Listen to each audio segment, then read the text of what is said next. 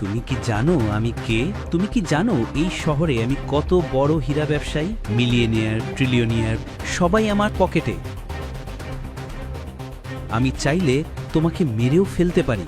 আমি চাইলে এক চুটকিতেই আমি তোমার পুরো ব্যবসায় ধ্বংস করে দেব। দেখতে চাও? করো, যদি পারো করো।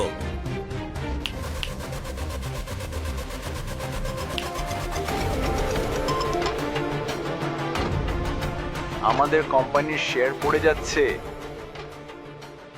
কি হয়েছে বাবা? তুমি একজন বড় লোকের সঙ্গে কথা বলছো। ও আমাদের সাম্রাজ্য উল্টে দিয়েছে। এখনই ওর কাছে ক্ষমা চাও, না হলে কাল থেকেই আমাদের রাস্তায় নামতেই হবে।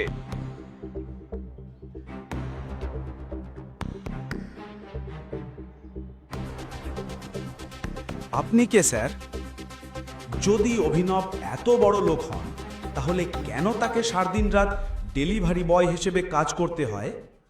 অভিনব হচ্ছে এক জামাই, তার শাশুড়ি তাকে কাজের লোক বানিয়ে রেখেছিলেন।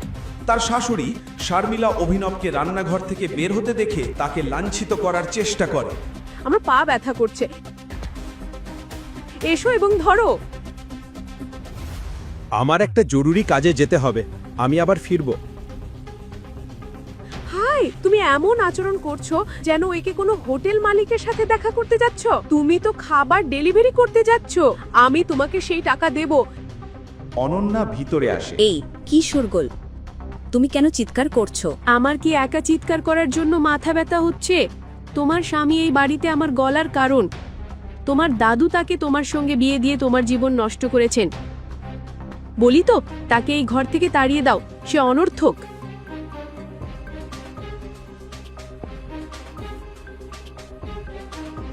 অভিনব, উনি যা বলেছেন তাই করো এবং চলে যাও। না অনন্যা, আমার একটা জরুরি কাজ আছে, আমি ফিরে এসে এটা করব। অভিনব বাড়ি ছেড়ে দ্রুত বেরিয়ে পড়ল। শারমিলার ক্রোধ বেড়ে গেল। ওকে ফিরে আসতে দাও। এই কুকুরটার একটা জায়গা আছে। যদি আমি এই ভিখারি কুকুরটাকে ঘর থেকে না তুলে ফেলি, আমার নাম শারমিলা নয়। অভিনব শারমিলা তার শাশুড়িকে কিভাবে সামলাবেন? তিনি কি শাশুড়ির কাছ থেকে পালিয়ে গেলেন? এরপর কি হলো? অভিনব চেন্নাই শহরের সবচেয়ে বড় হোটেল সাফায়ারে এলো।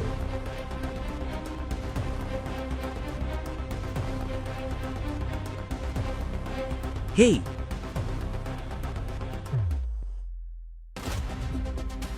নিচু মানের, থামো। ঠিকানা বদলাতে এসেছো কি? কে তোমাকে ভুগতে দিল? বেরিয়ে যাও। অভিনবের পুরনো শার্ট, ছেঁড়া জুতা আর এই সবকিছুকে নিচু চোখে দেখল সিকিউরিটি। আমি আকরম স্যারের সাথে দেখা করতে এসেছি, অনুগ্রহ করে আমাকে ঢুকতে দিন। তুমি আকরাম স্যারের সাথে দেখা করতে এসেছো? তুমি তো বাথরুম ধোয়ার যোগ্যও নও। তোমাকে দেখলেই বোঝা যায়। বেরিয়ে যাও,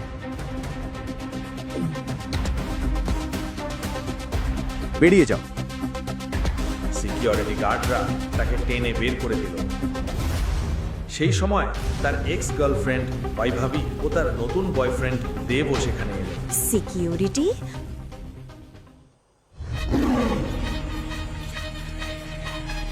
তোমরা তো শুধু তার মতো ভিক্ষুকদেরই খাবার দাও, তাই না? আমার মনে হয় ও হয়তো ক্ষুধার্ত, কিছু অবশিষ্টাংশ থাকলে ওকে দিয়ে দাও। ও হয়তো ক্ষুধার্ত। অভিনব বৈভবীকে দেখে যতই রাগ করুক সবকিছু লুকাল।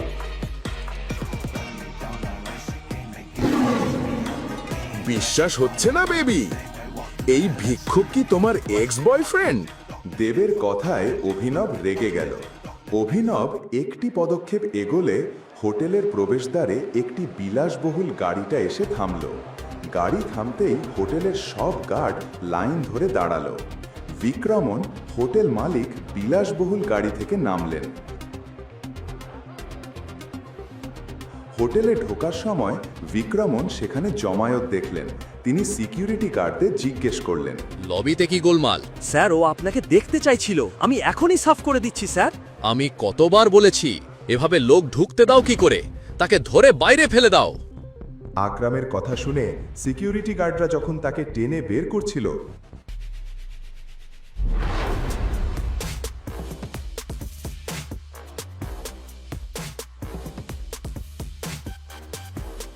অভিনবের হাতে থাকা আংটিটি আকরামের নজরে পড়ল।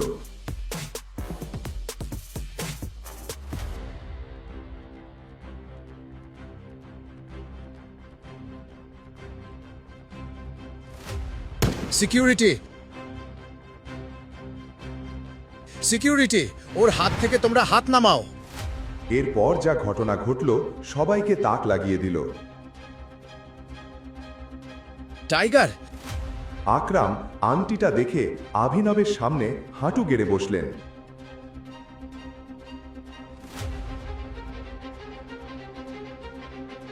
টাইগার, এটা কি তুমি? আমি তোমাকে ঠিকমতো চিনতে পারিনি টাইগার। শহরের সবচেয়ে বড় ব্যবসায়ী কারো এক জিনিসের জন্য অভিনবের পায়ে নত হলেন। অভিনবের আংটির পেছনে কি রহস্য? সেই রহস্য কি সকলের সামনে উন্মোচিত হবে?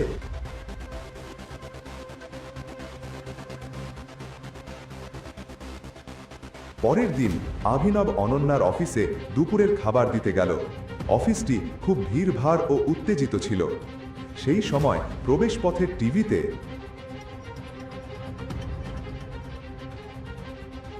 Breaking news! সরকার টেন্ডার পাওয়ার পরও অর্থের অভাবের কারণে এখনো ব্যবসা শুরু না করা ভেদিকা ইন্ডাস্ট্রিজকে অভিযোগের মুখে পড়তে হয়েছে। যদি তারা সংখ্যাগুলো ভালো দেখাচ্ছে না। যদি এভাবেই চলতে থাকে কোম্পানি দেউলিয়া হয়ে যাবে। আমাদের হাতে বেশি সময় নেই।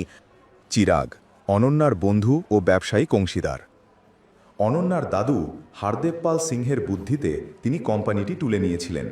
এরপর বন্ধু চিরাগ অংশীদার হিসেবে এসেছিলেন এবং তিনি অনন্যাকে জীবনসঙ্গী হিসেবে চেয়েছিলেন। কিন্তু তার আগে কোনো অজানা কারণে অনন্যাকে এই গরিব ডেলিভারি বয় অভিনবের সাথে হারদেব পাল সিং বিয়ে করে দেন।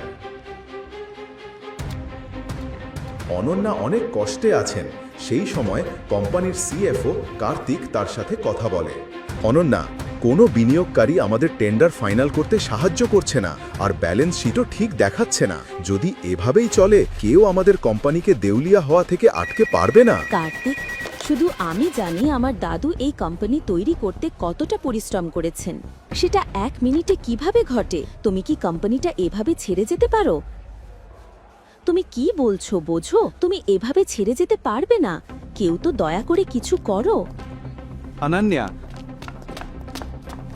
তোমার দাদা একবার আমাকে পুরনো এক শক্তিশালী সহযোগীর সাথে যোগাযোগ করিয়ে দিয়েছিলেন। আমি কি তাদেরকে বিনিয়োগ করার জন্য বলি? ওহ না স্যার, অনুগ্রহ করে এখানে অতীতের কিছু আপডেট নিয়ে আসবেন না। এই সংবাদ শুনলে কেউই আমাদের কোম্পানিতে বিনিয়োগ করবে না।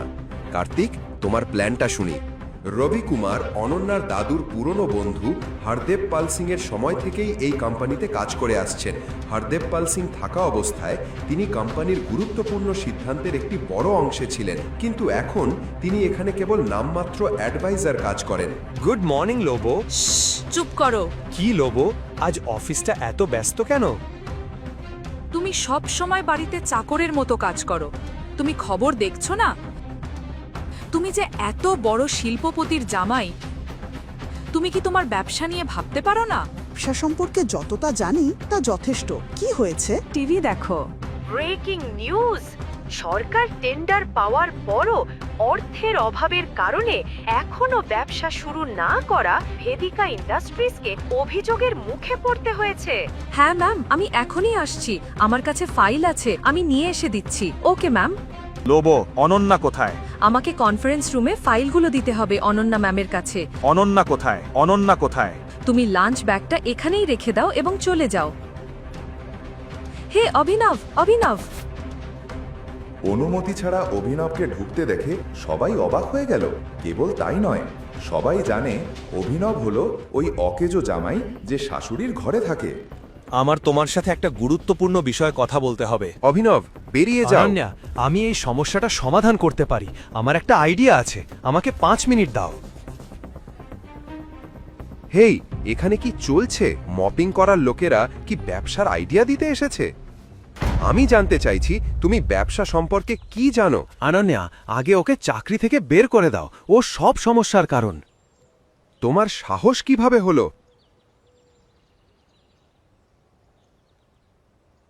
সিকিউরিটি, ওকে বাইরে বের করে দাও। স্যার, বাইরে যান। তখন লোভ এবং চিরাগকে সে অনুরোধ করল। স্যার, অনুগ্রহ করে শান্ত থাকুন, আমি এই ব্যাপারটা দেখে নেব। তুমি ফাইল এনেছো? আমাকে দাও। আমি ফিরে এলে ওকে এখানে দেখতে চাই না। রাগ করে চিরাগ কনফারেন্স রুমে ফিরে গেলেন। ওকে ছেড়ে দাও। তুমি কি জানো ও কে? ও চোর না, ও তোমাদের অনন্যা ম্যাডামের স্বামী। ভুলে গিয়েছো? বেরিয়ে যাও। দুঃখিত ম্যাম। ধন্যবাদ লোব। ভালো হতো যদি ভেদিকা আর তার মা তোমার মতো ভালোবাসা দিত। তুমি কেন এভাবে বলো অভিনব? আমার সঙ্গে এসো এখনই। অভিনব, ভুল বুঝবে না। তুমি একজন ডেলিভারি বয় এবং একজন হাউসব্যান্ড। তুমি কি করে এত বড় কোম্পানিকে সংকট থেকে বাঁচাতে পারবে? আমি জানি না কিভাবে লোব, কিন্তু আমাকে এই কোম্পানিটা বাঁচাতে হবে। এটা জরুরি। আমার এই কোম্পানির শেয়ার হোল্ডারদের তালিকা দরকার। আমি এমন একজন ভালো মানুষের কোম্পানি নষ্ট হতে দেব না। এটা কি হচ্ছে অভিনব? তুমি কি আমার সঙ্গে খেলছো? তুমি তো সব কিছু দেখছো যা ঘটছে।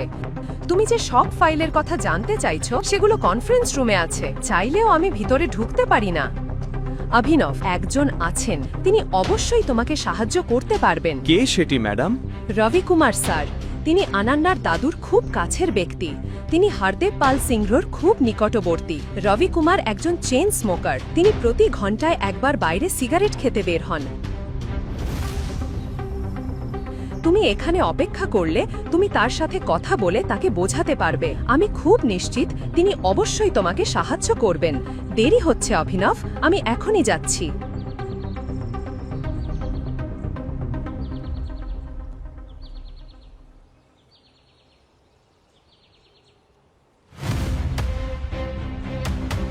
নমস্কার মিনিস্টার স্যার, কেমন আছেন? অভিনব স্যার, তুমি আমাকে ফোন করেছো? তোমার ফোনের জন্য আমি কৃতজ্ঞ। স্যার, এটা কিছু না, আপনি দয়ালু। আমি আপনার কাছ থেকে একটা ছোট উপকার চাইছি। আপনি আমাকে সাহায্য করবেন? তুমি কি করতে বলবে বলো। কিভাবে একজন দরিদ্র ডেলিভারি বয় অভিনব এমন একজন মন্ত্রীর সঙ্গে পরিচিত? কিভাবে মন্ত্রী অভিনবকে জানেন? তিনি কিভাবে একটি পরিচিত ব্যক্তির মতো কথা বলছেন? মন্ত্রী সাহেব, আমি আপনাকে 10 মিনিটে কল দেব। ধন্যবাদ। Robi Kumar sir, India's number 1 private company ইগন প্রাইভেট লিমিটেড। যদি তারা অনন্যা ইন্ডাস্ট্রিজে বিনিয়োগ করে তাহলে কেমন হবে? কি? IGNOU private limited? স্বপ্ন দেখিও না অভিনব, তারা আমাদের কোনো সম্মান দেয় না। স্যার, হয়তো আপনি পারবেন না, কিন্তু আমি পারবো। অভিনব রবি কুমারকে একটি সহজ কথা বলল। রবি কুমার শুনে হতবাক হলেন। রবি কুমার তৎক্ষণাৎ অভিনবকে কনফারেন্স রুমে নিয়ে গেলেন। হেই, নিচু মানের, এখনো কি চলে যাওনি? চিরাগ, ভদ্রতা রাখো। অনন্যা, অভিনবকেও একটা সুযোগ দাও। ওর একটি ভালো পরিকল্পনা আছে। এখানে কতটা সিরিয়াস অবস্থা চলছে আর তুমি একজন জোকার নিয়ে এসে আমার সঙ্গে মজা করছো? তোমার কথায় খেয়াল রাখো, আমার এই কোম্পানিতে অভিজ্ঞতা তোমার বয়সের চেয়েও বেশি। অনন্যা, আমি যা শুনেছি অভিনব বলেছে তার একটি ভ্যালিড প্ল্যান আছে। হ্যাঁ, তোমার মতো করে সব করতে পারবে না। দুজনের মধ্যে তর্ক চলছিল। অনন্যা কিছু একটা ভেবে বসেছিল। তার দাদুর কথা মনে পড়ল। অনন্যা, এটা ভালো করে জেনে রেখো, অভিনব তোমার জন্য একটি ভালো স্বামী হবে। যদি তুমি বা আমাদের কোম্পানি কোনো সমস্যায় পড়ে, অভিনব সেটি সমাধান করে আমাদের রক্ষা করবে। অনন্যা তর্ক দেখে রেগে গেলেন। বন্ধ করো চিরাগ, ভুলে যেও না আমি এই কোম্পানির মালিক। এখানে সকল সিদ্ধান্ত নেওয়ার ক্ষমতা আমার আছে। অভিনব,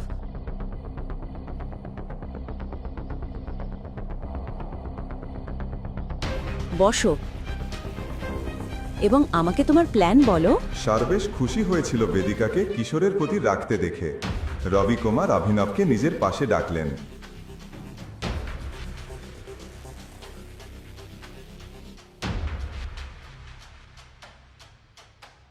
অনন্যা, আমি এই আর্থিক সংকট সমাধান করব, কিন্তু তার আগে শেয়ার হোল্ডারদের বিবরণ এবং ব্যালেন্স শিট দেখতে চাই। এটা বেশি হচ্ছে। আমরা কিভাবে কোম্পানির বিবরণ একজন অপরিচিতকে দেব? কার্তিক, ল্যাপটপটা আমাকে দাও। অনন্যা, বোকাটার কথা শুনছো? শুধু ল্যাপটপটা দাও কার্তিক। আর চিরাগ, তুমি কেন তোমার ভাষা নিয়ন্ত্রণ করো না? অভিনব আমার স্বামী, এটা ভুলে যেও না। 2 বছরের মধ্যে প্রথমবার অভিনব অনন্যাকে আরেকজন পুরুষের সাথে ঝগড়া করতে দেখছে।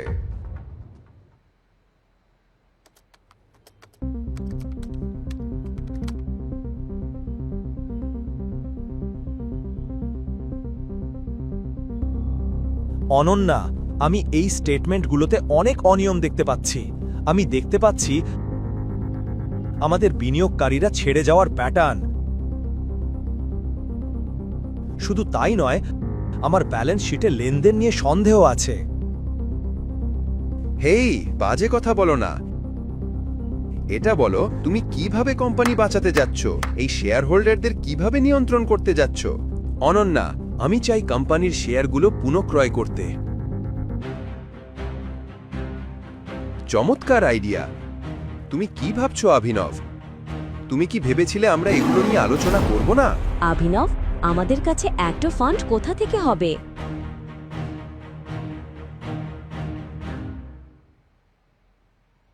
আমাকে একটা কল করতে দাও।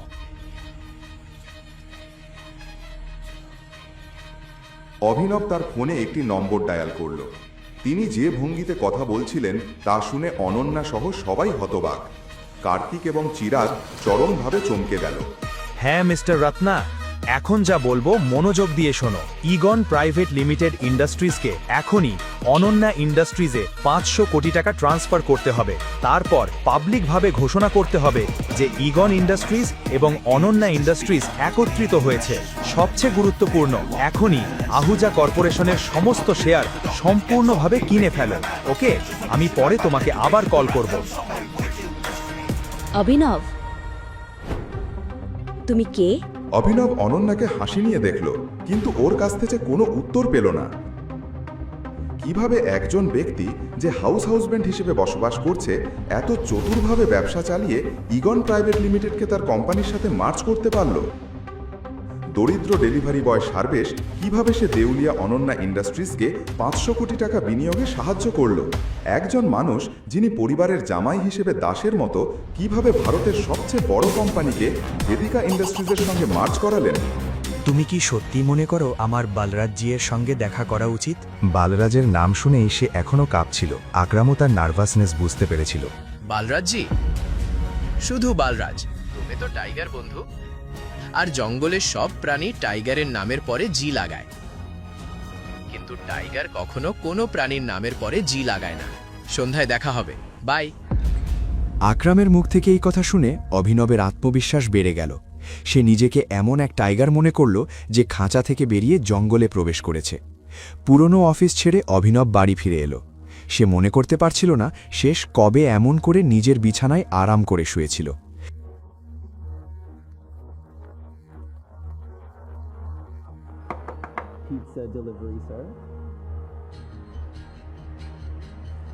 অর্ডারটা তো মাত্র 500 ছিল, তাহলে আপনি আমাকে 1000 কেন দিলেন? তোমরা ডেলিভারি ছেলেরা খুব কষ্ট করে কাজ করো বন্ধু। এই 500 টাকা তোমার টেপ। এদিকে অভিনব মনোযোগ দিয়ে পিৎজা বক্সটার দিকে তাকিয়েছিল। সে মনে করতে পারছিল না শেষ কবে পিৎজা খেয়েছিল। আজ সে বুঝতে পারল বৈভবী আর নিজের জন্য একটা বাড়ি কেনার জন্য সে কত ইচ্ছেকে ত্যাগ করেছিল, কিন্তু এখন সে আর থামবে না। সন্ধ্যায় অভিনব হোটেল স্যাফায়ারে যাবার জন্য প্রস্তুতি নিতে শুরু করল। সে একটি ধূসর শার্ট আর কালো প্যান্ট পরল। অভিনবের পরার জন্য এর চেয়ে ভালো কিছু ছিল না।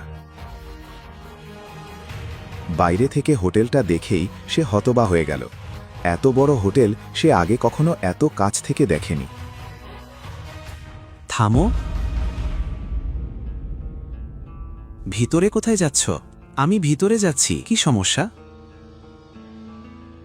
ভিতরে যেতে চাও? কি মনে করছো আমি তোমাকে ভিতরে ঢুকতে দেব? আমি কেন ভিতরে যেতে পারবো না? চিফ সিকিউরিটি অফিসার তার পোশাক দেখে তাকে বিচার করছে। শোনো, তোমাদের মতো লোকদের আমি খুব ভালো করে চিনি। অযথা নাটক করো না, এখান থেকে চলে যাও। তুমি আমাকে কিভাবে চেনো? তুমি কি আমার আত্মীয়? আমি যখন ভিতরে যেতে এসেছি তখন ফিরে যাব কেন? এই হোটেলটা কি তোমার বাবার? বলো। এটা শুনে অভিনবের রাগ চড়ে গেল, কিন্তু সে রাগে কিছু করল না। লোকজনের নজর না টানার জন্য সে নিজেকে শান্ত রাখল। অভিনব 2 কদম পিছিয়ে গিয়ে ফোন বের করে আকরামকে কল করল। হ্যাঁ টাইগার, কোথায় আছো? আমি হোটেলের এন্ট্রান্সে আছি আকরাম। আমাদের টেবিল নম্বর কি? টেবিল নম্বর? ওহ, এই হোটেলটা আমারই। টেবিল বুক করার দরকার নেই, তুমি ভেতরে গিয়ে আরামে বসো, আমি এক্ষুনি পৌঁছচ্ছি। আমি ভেতরে যেতে পারছি না, এখানে একটা সিকিউরিটি গার্ড দাঁড়িয়ে আছে। সে বলছে আমার মতো লোকদের ভিতরে ঢুকতে দেয় না। এই বোকাটাকে, তুমি একটা কাজ করো, আমি মাত্র 10 মিনিটের মধ্যেই পৌঁছে যাচ্ছি, তুমি অপেক্ষা করো, ঠিক আছে? আর এই অফিসারের জন্য আমি দুঃখিত। ঠিক আছে, কোনো সমস্যা নেই। কেন এত হিরো হতে যাচ্ছিলে? আমি তো বলেছিলাম তোমাকে ভিতরে ঢুকতে দেব না। তুমি প্রধানমন্ত্রীকে ফোন করলেও না, বুঝেছো? এখন এখান থেকে বেরিয়ে যাও। ও দেখ তো, তোমার ওই অকেজো এক্স। চলো ওকে নিয়ে একটু মজা করি।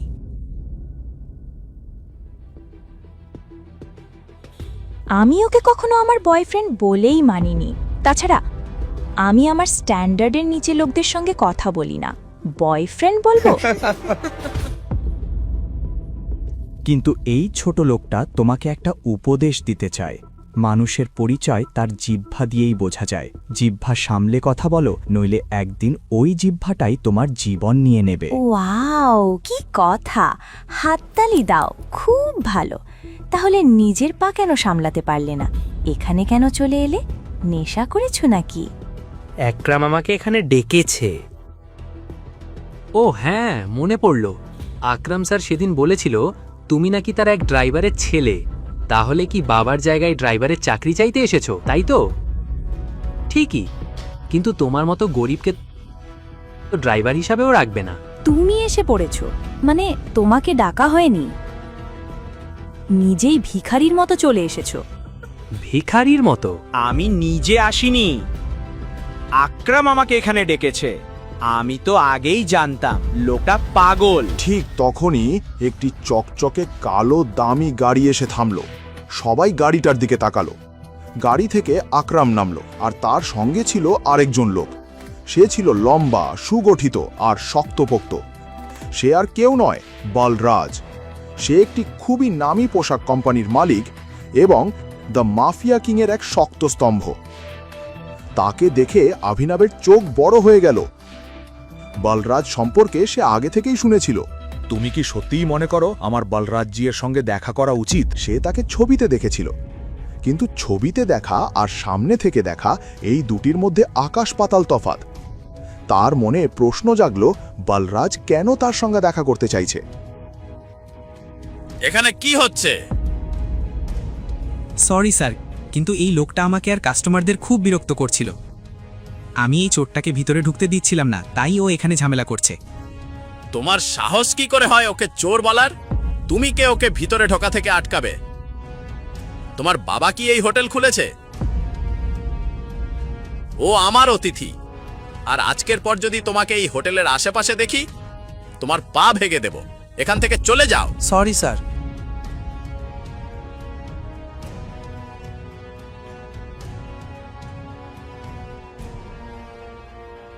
সরি টাইগার, এই বোকাটার জন্য। আসলে আজকাল ছোট মানুষই ছোট মানুষের শত্রু হয়ে যাচ্ছে। চলো ভেতরে যাই। আকরাম ইশারা করলো অভিনবকে তার সঙ্গে ভিতরে আসতে। অভিনব আকরামের পেছনে পেছনে হাঁটছিল। সে অনুভব করছিল ভারী পায়ের শব্দে বলরাজও তার পেছনে আসছে। কিছুক্ষণ পর তারা হোটেলের একটি বিলাসবহুল ঘরের বাইরে এসে পৌঁছালো। ভিতরে ঢোকার আগে হোটেলের ম্যানেজার এসে বলল, good evening sir, welcome sir. আপনাদের জন্য কিছু আনবো? একটা কাজ করো, এখানে যত ধরনের লিকার আছে তার একটা লিস্ট আমাকে দাও। শিওর স্যার, কিন্তু স্যার যদি আপনার আপত্তি না থাকে, আমি আমাদের হোটেলে থাকা সব লিকারের নাম জানি। আমাদের কাছে টেকিলা আছে 5 লাখ টাকা, ভডকা 8 লাখ টাকা, হুইস্কি 1 লাখ টাকা, আর জিন আছে 12 লাখ টাকা স্যার। আপনি কি নিতে চান? গ্রেট, ব্যাপারটা হলো আজ আমার কাছে খুব স্পেশাল গেস্ট আছে, তাই সবচেয়ে দামিটা পাঠাও আর বাকি সব কিছুই পাঠাও। শিওর স্যার, আমি আপনাদের জন্য সেরা লেকার নিয়ে আসছি। Good evening sir. আকরাম, হোটেলটা তোমার, অ্যালকোহলও তোমার, তবুও তোমার ম্যানেজার তোমাকে অ্যালকোহলের দাম বলছে, যখন তুমি যে কোনোটা নিতে পারো। কারণ বন্ধু, আমি দিনের হিসেব করে অ্যালকোহল অর্ডার করি, আর আজকের দিনটা আমার জন্য খুবই গুরুত্বপূর্ণ, আসলে আমাদের সবার জীবনের জন্য। তাই আজ আমরা তিনজনই দামি অ্যালকোহল নেব। তো চল উপভোগ করি। ওকে, কাম, লেটস এনজয়। এখন এখানে তোমার পরিচয় লুকানোর দরকার নেই, এই ঘরটাও প্রাইভেট আর সবচেয়ে সেফ। বসো। ঘরটা ছিল ভীষণ বিলাসবহুল। তিনজনই বসে পড়ল। অভিনব খুব মনোযোগ দিয়ে বালরাজকে লক্ষ্য করছিল। বালরাজ, আজ আমি তোমাকে এখানে ডেকেছি খুব গুরুত্বপূর্ণ একটা খবর দেওয়ার জন্য। আমরা সঞ্জয়ের ছেলে টাইগারকে খুঁজে পেয়েছি, কিন্তু সে এখন আন্ডার কাভারে আছে, তাই বাইরে তোমার সঙ্গে পরিচয় করাতে পারিনি। Excuse me, sir. Your snacks and drinks.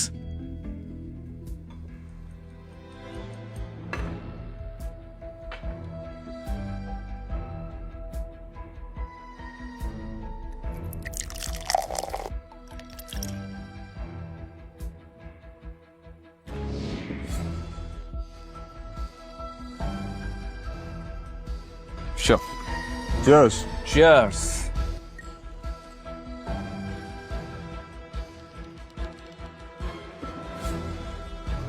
তাহলে এই হলো টাইগার? হ্যাঁ, এটাই আমাদের টাইগার। আমি চেয়েছিলাম ও যেন আমাদের টিমের বড় আর গুরুত্বপূর্ণ সদস্যদের সঙ্গে দেখা করে, আর দেখা করার পর আমরা যে পথে এগোচ্ছি সেই পথে আমাদের নেতৃত্ব দেয়। ক্ষমা করো বন্ধু, কিন্তু আমি একটু হাসছি। কি হলো, সব কথা তুমিই বলছো। আমাদের টাইগার কি বোবা? বলরাজ, টাইগার সম্পর্কে এভাবে কথা বলা উচিত নয়। ক্ষমা করো বন্ধু, ক্ষমা করো। তোমার এই সাহসটা আমার ভালো লেগেছে। ওকে,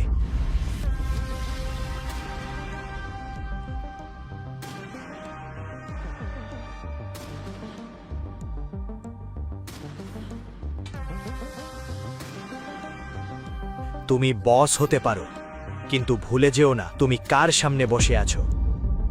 আমি টাইগার। টাইগার না চুপ করে থাকে, না নরমভাবে কথা বলে। টাইগার সরাসরি গর্জন করে।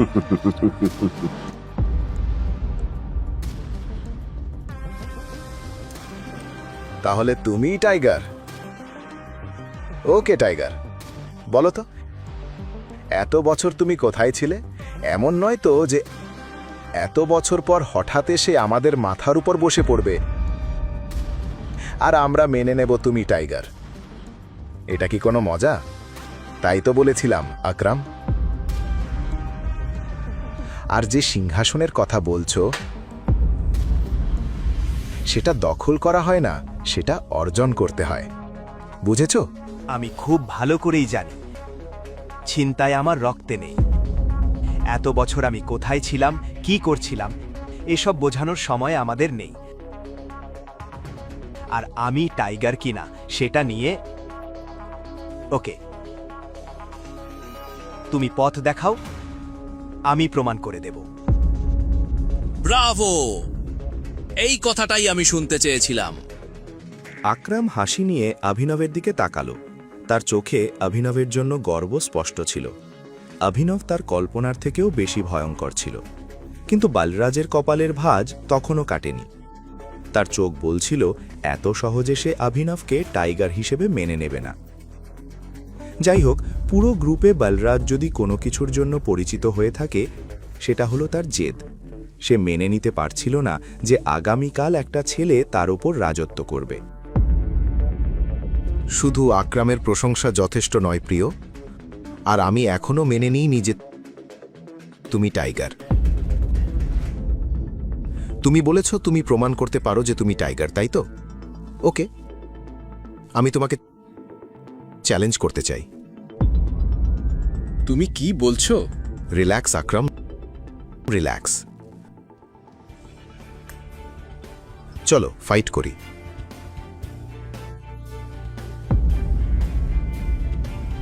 যদি তুমি জিতো, আমরা মেনে নেব তুমি টাইগার, কিন্তু যদি হারো তাহলে আমাদের কাছ থেকে কিছু টাকা নিয়ে গুরগাঁও থেকে অনেক দূরে কোথাও গিয়ে সেটেল হয়ে যেও। বলরাজ, তুমি কি বলছো? এটা ঠিক নয়।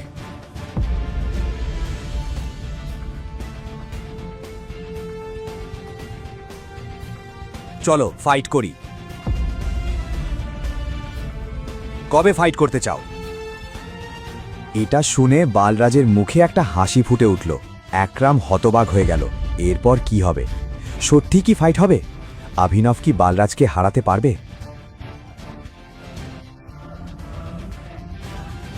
না টাইগার, থামো। তোমাকে কাউকে কিছু প্রমাণ করার দরকার নেই। ব্যাস, আমি যা করছি নিজের ইচ্ছেতেই করছি। আজ বালরাজ আমার সঙ্গে সরাসরি কথা বলছে। আমি চাই না কালকেও আমার পেছনে কথা বলুক। অভিনবের চোখে যে তীব্রতা আকরাম দেখেছিল, ঠিক সেই একই দৃষ্টি সঞ্জয়ের চোখেও একদিন ছিল। আকরাম গভীর নিঃশ্বাস নিল এবং সবকিছু ঈশ্বরের ওপর ছেড়ে দিল। প্রায় 1 ঘন্টা পরে বলরাজ তার ব্যক্তিগত আরিনাতে অভিনব আর আকরামকে নিয়ে পৌঁছাল। এটাই সেই আরিনা যেখানে বলরাজ প্রায় লড়াই করত। সেই বিশাল আরিনাতে 3 জন ছাড়া আর কেউ ছিল না। আর একবার ভেবে দেখো, আজ পর্যন্ত এই রিংয়ে আমি কখনো হারিনি।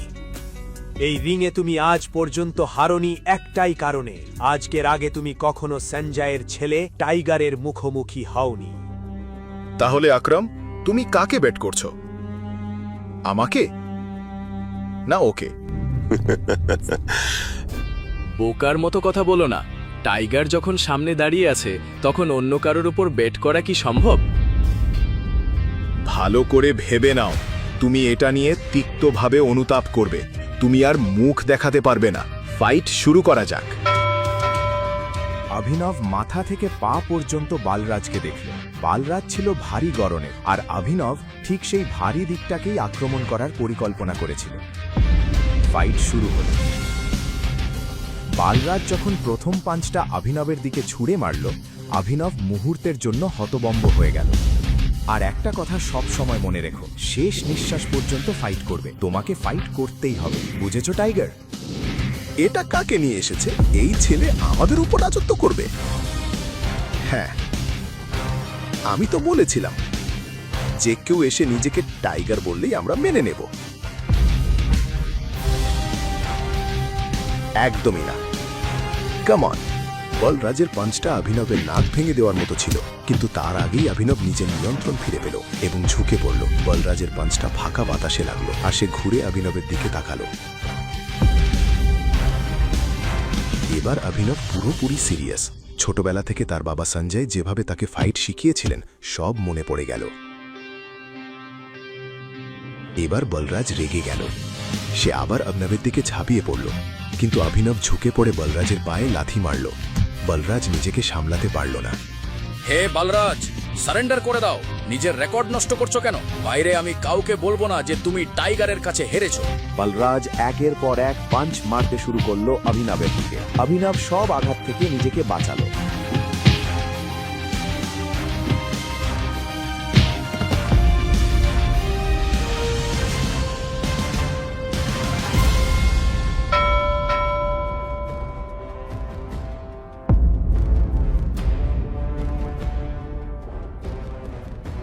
শেষে অভিনব বলরাজকে ছেড়ে রিংয়ের এক কোণে গিয়ে চুপচাপ দাঁড়ালো। বলরাজ খুব কষ্ট করে তার ভারী শরীরটা তুলল আর ব্যথায় কাতরাতে লাগলো। আকরাম, আমি জানি আজ তুমি খুব খুশি। বলরাজের পিঠে স্প্রেন হয়েছিল, কিন্তু তবুও সে হাসল আর অভিনবকে জিজ্ঞেস করল, এসব তুমি কোথায় শিখলে? এগুলো আমি উত্তরাধিকার হিসেবে পেয়েছি। আমার সঙ্গে একটা ড্রিঙ্ক করবে? আজকের পার্টি আমার তরফ থেকে। বালরাজ, এভাবে বললে হয় না। বলতে হবে Tiger ji, would you like to have a drink with me? Will you party? এভাবে। টাইগার জি, আজ আমার সঙ্গে ড্রিঙ্ক করবে? পার্টি করব? Okay, right. কেন নয়?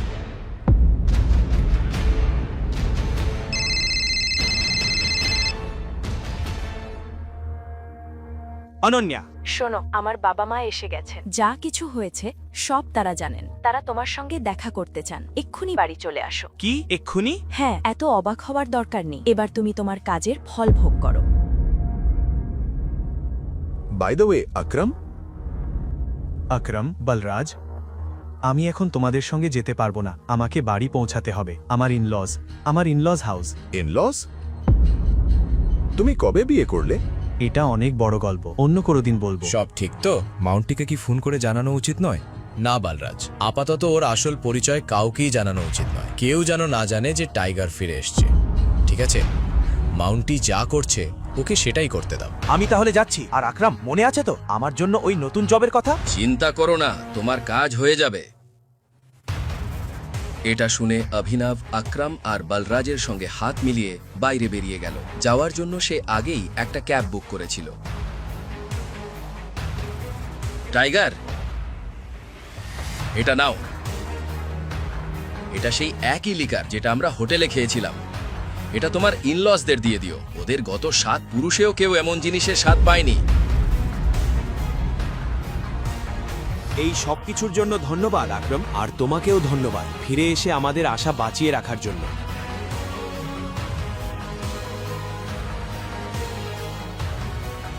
এখন বেরোবে নাকি রিঙেই দাঁড়িয়ে থাকবে? কিছুক্ষণ পরে গাড়িটা আনান্নার বাড়ির সামনে এসে থামল। অভিনব গাড়ি থেকে নেমে গভীর নিঃশ্বাস নিয়ে বাড়ির ভেতরে ঢুকল।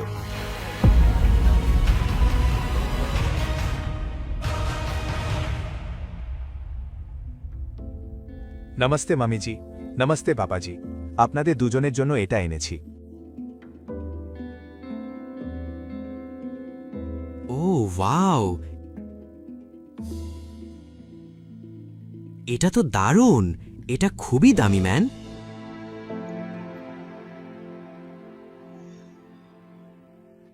এটা কি? ও প্লিজ, আমার তো মনে হয় ও কোথাও থেকে এই বোতলগুলো চুরি করে এনেছে। তুমি কি সত্যিই মনে করো ওর মতো একজন মানুষ এত দামি অ্যালকোহল কিনতে পারে? আর তুমি এসব এখানে কেন এনেছো? আমাদের মেয়ের ওপর জোর করে নিজেকে চাপিয়ে দেওয়ার পর এখন কি আমাদের ঘুষ দিতে এসেছো? তাও আবার চুরি করা লেকার দিয়ে? সরি, কিন্তু আমি কারো ওপর জোর করিনি, আর কিছু চুরিও করিনি। ও সত্যি? তাহলে কি কোনো ভূত আমার মেয়ের সঙ্গে শুয়েছিল? এসব করছো শুধু আমার ছেলের সম্পত্তি দখল করার জন্য। নিজেকে দেখো আর আমার মেয়েকে দেখো। অভিনবের মনে হল যেন কেউ তার বুকে ছুরি বসিয়ে দিয়েছে। কেউ তার কথা শুনতে রাজি নয়। সত্যি সে আনন্যার সঙ্গে একই বিছানায় ছিল, কিন্তু সেটা ইচ্ছাকৃত ছিল না। সে নিজেই জানত না কিভাবে সে তার ঘরে পৌঁছে গিয়েছিল। যদি জানত, সে কখনো এটা করত না। কিন্তু শেষ পর্যন্ত অভিনব কোনো ব্যাখ্যা দেয়নি। সে জানত তাতে কোনো লাভ হবে না। তুমি কি বোবা? তোমার মুখে কি জিভ নেই? শর্মিলা, এই বসো। অভিনব, তুমি বসো। শর্মিলা তখনও রাগ নিয়ে তার দিকে তাকিয়েছিল। অভিনব বসে পড়ল, আর রাজীব কথা চালিয়ে গেল। তাহলে ওখানে যা হয়েছিল সে সবকিছুই আমরা জানি। এমনকি আনান্যা নিজেও জানে না তার সঙ্গে ঠিক কিভাবে এটা ঘটল। কিন্তু আমার মনে হয় সেখানে খুব বড় কিছু ভুল হয়েছিল। যাই হোক, এখন তোমার আর আনান্যার সম্পর্ক আমরা বদলাতে পারি না। অভিনব যা ঘটেছিল তার জন্য অনুতপ্ত ছিল না। যদি সে আনন্যার সঙ্গে না বেত, তাহলে তখনও আকরামের সঙ্গেও তার দেখা হতো না। আর সে চায়নি বাইরের দুনিয়ায় আনন্যার নাম বদনাম হোক। সেই বিয়ে ভাঙতেও চায়নি। তাহলে অভিনব, তুমি কি কাজ করো? আমি আগে ডেলিভারি বয় হিসাবে কাজ করতাম, আর আজই আমাকে জব থেকে বের করে দেওয়া হয়েছে। কথাগুলো ওদের ওপর যেন বোমার মতো পড়ল। শর্মিলা কিছু বলার আগেই রাজীব কথা বলল। অভিনব, তোমাকে যত তাড়াতাড়ি সম্ভব একটা জব খুঁজতে হবে, আর সেটা ভালো জব হতে হবে। তবেই তুমি আইনিভাবে আমার মেয়েকে বিয়ে করতে পারবে। ঠিক আছে, এখন তুমি যেতে পারো। অভিনব উঠে যেতে যাচ্ছিল। ঠিক তখনই শর্মিলার রাগ আবার ফেটে পড়ল আর সে তার পেছনে কথা বলল। দেখেছ কি ভীষণ এগুয়ে, আর কি ওর ওভার কনফিডেন্স। পকেটে 10 টাকাও নেই, কিন্তু হাঁটে এমন ভাবে যেন জঙ্গলের টাইগার। রাজীব, তোমার কি মনে হয় ওর মতো একজন লুজারকে কেউ জব দেবে? দেবে। আমার কাজের কোনো অভাব নেই। শুনলে? অভিনবের কণ্ঠস্বর শুনে রাজীবও অবাক হয়ে গেল। অভিনব শর্মিলার কাছে এগিয়ে এসে বলল, আমি যদি একটা ভালো জব পাই তাহলে কি আপনি আমাকে একটা সুযোগ দেবেন প্রমাণ করার যে আমি আনান্যাকে বিয়ে করার যোগ্য? আরে দেখো কি কনফিডেন্স ইয়ার। এমন কনফিডেন্সকে দূরে ছুঁড়ে ফেলো। আর জব বলতে আমি কাল থেকে কোনো পার্কিংয়ে বসে গাড়ির রিসিট দেওয়ার কথা বলছি না। আমি বলছি একটা প্রপার জব, একটা রিয়েল জব, একটা হাই স্টেটাস জব। আর যদি তুমি কালকের মধ্যে এমন একটা জব পাও তাহলে আমি হয়তো তোমার কথাটা ভাববো। শর্মিলার মুখ থেকে এই কথা শুনে অভিনবের মুখে একটা বড় হাসি ফুটে উঠল। শর্মিলা জানতই না অভিনবকে বা তার পেছনে কে দাঁড়িয়ে আছে। সে হাসি মুখে মাথা নাড়ল আর বাড়ির ভিতরের দিকে এগিয়ে গেল। অনেক রাত হয়ে গিয়েছিল আর সে জানত এই সময় নিজের বাড়িতে যাওয়া সম্ভব নয়। সে ভাবল অনন্যার ঘরেই গিয়ে ঘুমাবে। আফটার অল এখন তারা স্বামী স্ত্রী। সে তার ঘরের দরজার কাছে পৌঁছালো।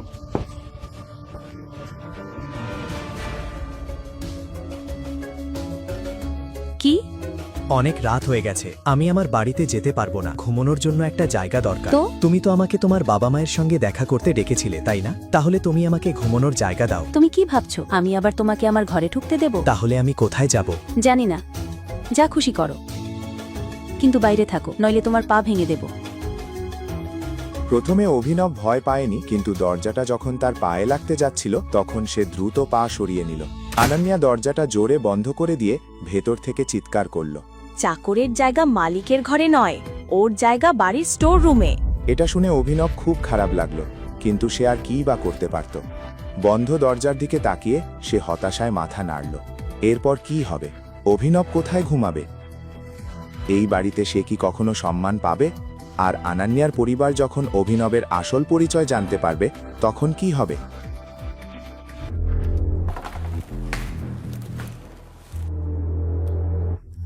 আমি স্বীকার করছি সেদিন আমি মদ্যপ ছিলাম, কিন্তু সে কেন তার ঘরের দরজা খুলে রেখে ঘুমোতে গেল?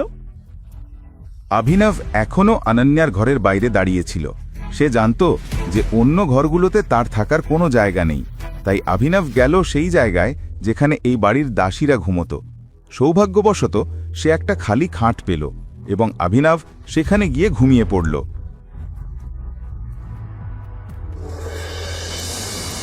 অভিনব বুঝতেই পারল না কখন সে ঘুমিয়েছে আর কখন জেগে উঠেছে। সে যত তাড়াতাড়ি সম্ভব তৈরি হয়ে পৌঁছে গেল একে প্রাইভেট লিমিটেডে। এই দাঁড়ান, কোথায় যাচ্ছেন? বাইরে যান। সে সানির দিকে তাকালো। সানিও তার দিকে তাকিয়ে হাসলো এবং বলল, ওহ, দেখো কে এসেছে। এখানে আসার সাহস হলো কিভাবে? সিকিউরিটি! স্যার, এই ছোট লোকটাকে ভেতরে যেতে দিও না। এই শুধু আকরাম স্যারের ঝামেলা বাড়াতে এসেছে। অভিনব, একটা উপদেশ দেব। তোমার দারিদ্রতাকে একটু মেনে নাও এবং সেই অনুযায়ী জীবনে এগিয়ে চলো। তোমার বাবা আকরাম স্যারের গাড়ি চালাতেন, তার মানে এই নয় যে তারা বন্ধু হয়ে গিয়েছিলেন। তোমার বাবা আকরাম স্যারের সামনে পেছনে ঘুরে কোনো লাভ পাননি, তাহলে তুমি কিভাবে সামনে পেছনে ঘুরে লাভ পাবে? সানির কথা শুনে অভিনবের রাগ বাড়ছিল। সানির আচরণে সে বিরক্ত হয়ে গিয়েছিল। চাইলে সে সঙ্গে সঙ্গে জবাব দিতে পারত, কিন্তু সে ভাবল ফোনটা বের করাই ভালো। সে আকরামকে ফোন করতে যাচ্ছিল, কিন্তু তার আগেই। তুমি কি করছো? ও আমার সঙ্গে এসেছে। কিছু বলতে চাইছো? তাহলে যেতে পারো, আমার সঙ্গে এসো। সানির মাথা গরম হয়ে গেল। সেদিন পার্টিতে আর আজ এখানেও অভিনব সানিকে ভুল প্রমাণ করে দিল। আকরাম কি তোমাকে বলেছে আমি এখানে কেন এসেছি? এটা শুনে জেনির কান খাড়া হয়ে গেল। অভিনবের মতো একজন যে এখানে চাকরি চাইতে এসেছে, সে আকরাম স্যারকে শুধু আকরাম বলে ডাকছে। জেনি এই প্রশ্নের উত্তর দিল না। তুমি আমার প্রশ্নের উত্তর দিলে না। জেনি যেভাবে সরি বলল তাতে অভিনব বুঝে গেল যে সে তাকে পছন্দ করে না। এতক্ষণে জেনি টেবিলে রাখা একটি কাগজ তুলে নিল। সেখানে সেই সব চাকরির নাম লেখা ছিল যা অভিনব করতে পারে। আকরাম তাকে অনুমতি দিয়েছিল যে অভিনব যেটা চাইবে সেটা সে বেছে নিতে পারবে। এদের পাশে তারকা চিহ্ন কেন আছে? কেউ ইতিমধ্যেই সেই পদে কাজ করছে, তাই ওই পদগুলো খালি নয়। তুমি কি চা বা কফি নেবে? ম্যানেজার, আমি ম্যানেজারের পদটাই চাই। কিন্তু ম্যানেজারের পদের পাশেও তো তারকা আছে। আমি জানি। তাহলে তুমি কিভাবে এমন পদের জন্য বসতে পারো যেখানে ইতিমধ্যেই কেউ বসে আছে? তুমি কি চাও সেই কর্মচারী চাকরি ছেড়ে দিক? আমি তেমন কিছু বলিনি। তুমি বলো এই লিস্টটা আমাকে কে দিয়েছে? তুমি? হ্যাঁ, কিন্তু জেনি দেখো, এটা আমার দোষ নয়। তুমি লিস্ট দিলে আর আমি আমার পছন্দের পদ বেছে নিলাম। এখন তুমি ঠিক করবে এরপর কি হবে। ঠিক সেটাই চাইছিল, যা সে ভাবছিল। আসলে পুরো কোম্পানিটাই তার। সে যত তাড়াতাড়ি সম্ভব সব সামলাতে চেয়েছিল। ঠিক আছে মিস্টার অভিনব, তোমার কিছু তথ্য আমার লাগবে। তোমার অফিস কাল থেকে শুরু হবে। পারফেক্ট, ধন্যবাদ। কিন্তু মন্টি আসার আগে সে কিছুই করতে পারবে না। তাই সে ম্যানেজারের পদটাই চেয়েছিল, যাতে অনন্যা এবং তার বাবা মায়ের সামনে নিজের যোগ্যতা প্রমাণ করতে পারে। সানি এখনো বুঝতে পারেনি অভিনব কি নিতে এসেছিল। অভিনব মনে করল কাল থেকে কাজে যেতে হলে তাকে নতুন কাপড় লাগবে। কাপড়ের সঙ্গে ফোনও বদলানো দরকার। অক্রামের চেকটা তার পকেটে ছিল। এখন অনন্যার বাবা মা এসে গেছে। অভিনব বুঝেছিল যে তাদের এবং হরদেব পালকে দেখাতে হবে যে তাদের বাড়িতে থেকেও দাসীদের ঘরে ঘুমোয়। কিন্তু সে এত সহজে হার মানতে যাচ্ছিল না। সে প্রমাণ করে দেবে যে সেই বিশ্বের সেরা জামাই।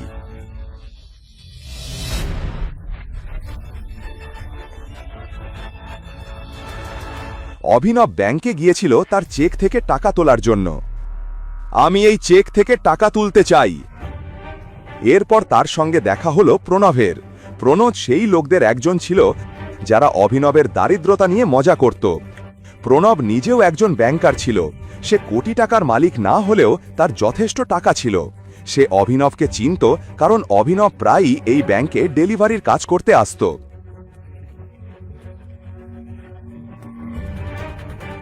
যদিও সে অভিনবের থেকে খুব বেশি এগিয়ে ছিল না, কিন্তু তাদের মধ্যে পার্থক্য ছিল দারিদ্রতা।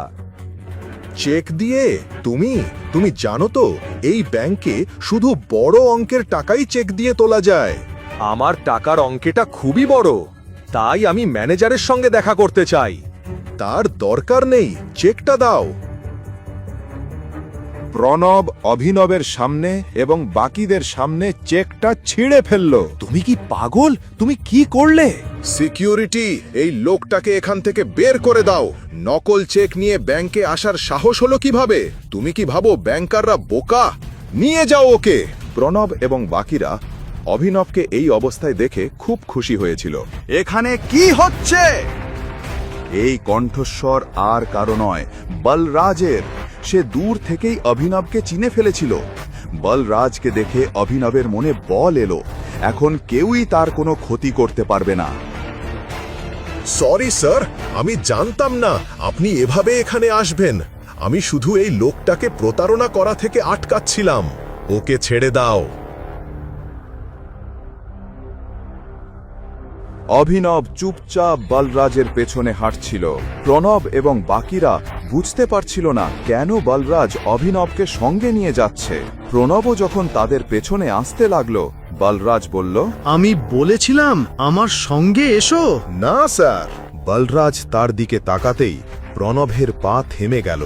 বলরাজের আচরণ দেখে অভিনব ভয় পাচ্ছিল। সে শুধু আশা করছিল লোকজন অভিনবের পরিচয় নিয়ে সন্দেহ করে ফেলে। যদি ও কোনো ভুল করে থাকে তাহলে সেটা ম্যানেজার জানবে। তুমি যদি নিজের লেভেলে অ্যাকশন নাও তাহলে ম্যানেজার রাগ করতে পারেন। জি স্যার, এসো। বলরাজ অভিনবের দিকে তাকিয়ে তাকে ভেতরে আসতে ইশারা করল। দুজনে মিলে ম্যানেজারের কেবিনে ঢুকল। ম্যানেজার তার চেয়ারে বসে কম্পিউটারে কাজ করছিল। বালরাজ দরজাটা জোরে বন্ধ করতেই তার দৃষ্টি দরজার দিকে গেল। সামনে বালরাজকে দাঁড়িয়ে থাকতে দেখে বলল, মিস্টার বালরাজ, আপনি এখানে? আপনাকে তো আমাকে ডাকতে হতো। বসুন প্লিজ। বলুন, আমাকে কি করতে হবে? এখানে অন্য কাজে এসেছিলাম, কিন্তু বাইরে যা দেখলাম মনে করলাম আগে এটা নিয়ে কথা বলা উচিত। বলুন, আপনি জানেন এই লোকটা কে? তার চোখ ধীরে ধীরে অভিনবের মুখ থেকে আঙুলের আংটির দিকে থামল। আংটির চিহ্ন দেখতেই ম্যানেজারের মুখ হা হয়ে গেল। ও মাই গড, এটা কি টাইগার? কে? ও সেই টিমের শেষ সদস্য, আর আপনি সেই টিমের ক্যাপ্টেন টাইগার। আমি ভীষণ দুঃখিত, আমাকে ক্ষমা করুন। টাইগার, আমি আপনার জন্য কি করতে পারি? এর কোনো প্রয়োজন নেই, শুধু একটা জিনিস মনে রেখো, আর কেউ যেন না জানে যে আমি টাইগার।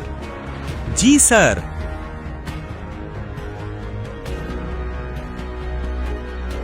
টাইগার, আপনাকে দেখে খুব ভালো লাগলো। এখন যেহেতু আপনি ফিরে এসেছেন, আপনি অবশ্যই আমাদের সমস্যার সমাধান করে দেবেন। সেটা তো করবই, কিন্তু প্রথমেই আপনাকে আপনার স্টাফদের একটা শিক্ষা দিতে হবে, কারণ আমি যদি আমার নিজের স্টাইলে শিক্ষা দিই তাহলে আপনি জানেন কি হতে পারে। কি হয়েছে, তারা কি করেছে?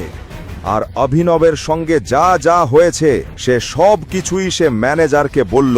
ম্যানেজারের রক্ত গরম হয়ে গেল। এক কালো চশমা পরা মানুষ দাঁড়িয়েছিল।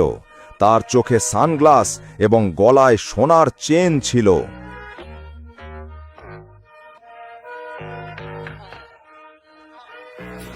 আমরা এখনই খবর পেলাম যে টাইগার ফিরে এসেছে।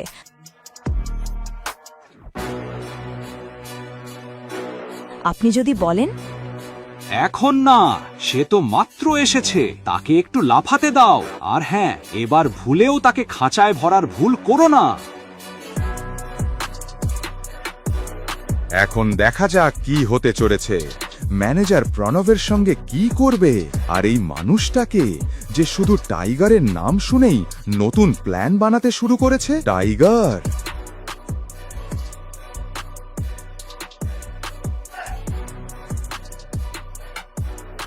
যখন ম্যানেজার জানতে পারল প্রণব অভিনবের সঙ্গে কি করেছে, তার রক্ত ফুটতে লাগল। যদিও তার মাথা ব্যাংকের কম্পিউটার চালাতো, আজ তার হৃদয় থেকে গুলি বেরোচ্ছে। তার সাহস কিভাবে হলো? আমি এখনই ওকে দেখে নিচ্ছি। সে প্রণবকে গুলির গতিতে তার কেবিনে আসতে বলল। ঠিক তখনই প্রণব এসে গেল। তুমি কি করেছো? কে তোমাকে বলেছিল এই ভদ্রলোকের আনা চেক ছিঁড়তে? স্যার, এই লোকটা একটা ডেলিভারি বয়। নকল চেক নিয়ে ব্যাংকে এসেছে। আমরা বুঝি লটারির দোকান চালাই, আর আমি কম্পিউটারে চেকের তথ্য দেখেছি, কোনো ডেটা ম্যাচ করেনি। সত্যি বলছো? হ্যাঁ স্যার। তুমি জানো এই ডেলিভারি বয় যে চেক এনেছে তা কার? একরাম স্যারের। কি স্যার? হ্যাঁ, আর তুমি তার সঙ্গে যা করেছো সেটা এক ব্যাপার, কিন্তু জানো একরাম স্যার জানতে পারলে তিনি তোমার সঙ্গে কি করবেন? চেকটা কোথায়? স্যার, এই নিন চেক। সাহস তো কম নয় তোমার। এখন একটা কাজ করো, টেপ দিয়ে চেকটার প্রতিটা টুকরো জোড়া লাগাও, সাবধানে। জি স্যার। আর এই কাজটা শেষ হলেই তোমাকে চাকরি থেকে বের করে দেওয়া হবে। তুমি ফায়ার্ড। স্যার, কিন্তু আমি কি করেছি? আমি যে বললাম তোমাকে ফায়ার করছি তা শুনলে, কিন্তু তার আগে আমি কি বললাম সেটা শুনলে না। যদি জানতো টুকরো জোড়া লাগাতে হবে তাহলে এতটা ছিঁড়তই না। প্রণব ম্যানেজারের দিকে তাকাল। এই চেক আকরাম স্যারের, ঠিক মতো জোড়া লাগাও। আর যদি একটু ভুলও করো, আমি তোমাকে এমন লাথি মেরে বের করব যে পৃথিবীর কোনো ব্যাংকেও আর চাকরি পাবে না। বের হও। প্রণব নার্ভাস হয়ে অভিনবের দিকে তাকাল। চেকটা আকরামের আর ম্যানেজারের ভাষা, এই দুটোর ধাক্কায় সে স্তব্ধ। সে তারপর চেকের টুকরোগুলো জোড়া লাগাতে শুরু করল।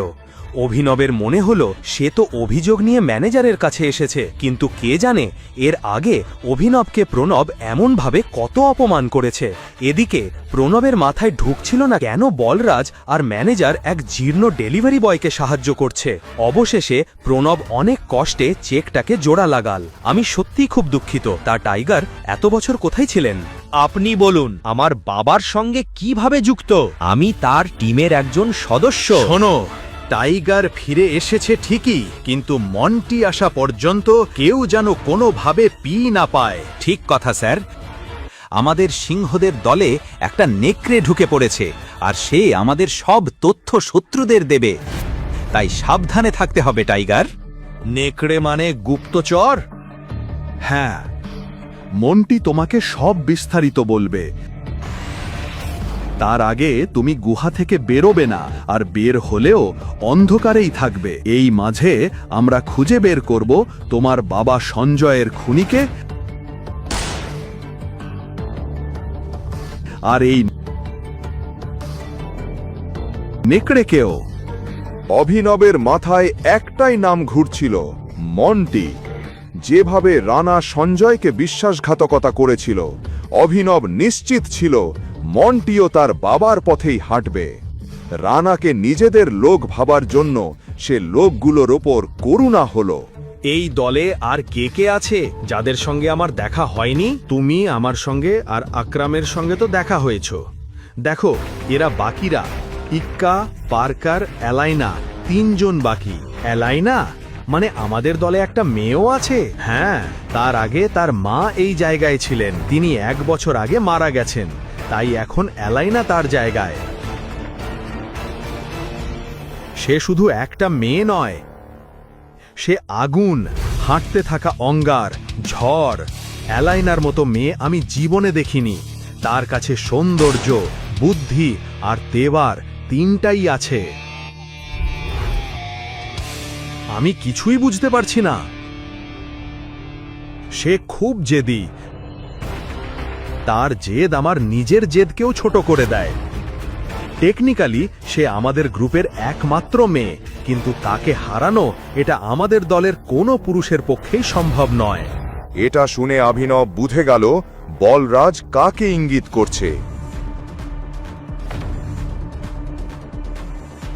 অ্যালাইনাকে বোঝানো যে সে টাইগার, এটা অভিনবের জন্য খুব কঠিন হতে চলেছে।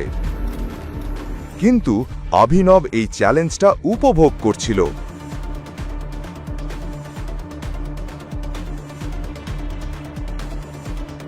অ্যালাইনার সাথে দেখা করার ইচ্ছে তার আরও বাড়ছিল। ঠিক তখনই ম্যানেজার ডি কে বলল, তুমি খুব শীঘ্রই তার সাথে দেখা করবে, কিন্তু সে তোমার সাথে দেখা করবে কিনা সেটা আমি জানি না। আমার মনে হয় না টাইগারের পক্ষে তাকে বোঝানো খুব কঠিন হবে। এই ছেলেটা আমার ভাবনার থেকেও আলাদা। ডিকের কান খাড়া হয়ে গেল। বলরাজ স্যার, মনে হচ্ছে টাইগার আপনাকেই রিংয়ের মধ্যে ফেলে দিয়েছে, তাই না? এটা শুনে বলরাজ হো হো করে হেসে উঠল এবং মাথা নেড়ে হ্যাঁ বলল। আচ্ছা টাইগার, এখন তোমার কত টাকা দরকার? আমি দিয়ে দিচ্ছি। পরে আকরাম স্যারের অফিস থেকে চেকটা রি-ইস্যু করিয়ে নেব। এখনই আমার 1 কোটি টাকা দরকার। 49 কোটি আমার অ্যাকাউন্টে জমা হয়ে যাবে। ঠিক আছে, করে দিচ্ছি। এটা শুনে ডিকে তার টাকার ব্যবস্থা করতে বেরিয়ে গেল। এই অ্যালিনার ব্যাপারে তুমি আর কি জানো?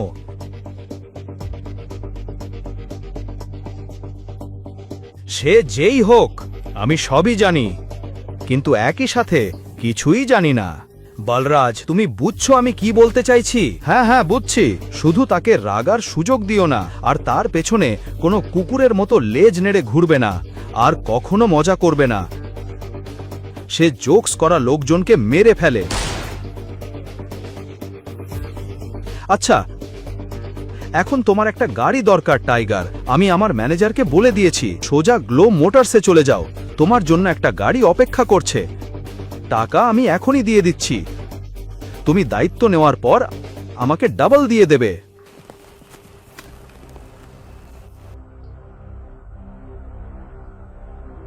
ঠিক আছে, ধন্যবাদ।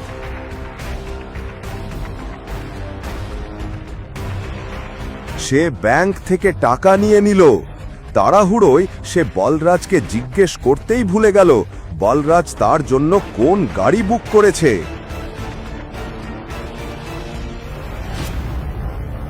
ভেতরে ঢুকতেই সে দেখল শোরুম ম্যানেজার দরজায় দাঁড়িয়ে কারো জন্য অপেক্ষা করছে। মিস্টার অভিনব গ্রেওয়াল, স্যার দয়া করে আসুন, চলুন। কিছুক্ষণ পর অভিনব এক গ্যারেজে পৌঁছাল। ম্যানেজার তাকে তার গাড়ির কাছে নিয়ে গেল। এই গাড়িটাই আমি কাগজপত্র তৈরি করাচ্ছি, ততক্ষণ আপনি গাড়িটা দেখে নিন। এটা খুবই দামি গাড়ি ছিল। বলরাজ ইচ্ছা করে এটাকে পুরনো সাজিয়ে দিয়েছিল যাতে অভিনবকে দেখে কেউ সন্দেহ না করে, কিন্তু গাড়ির ভেতরে তাকাতেই অভিনবের খুব ভালো লাগলো।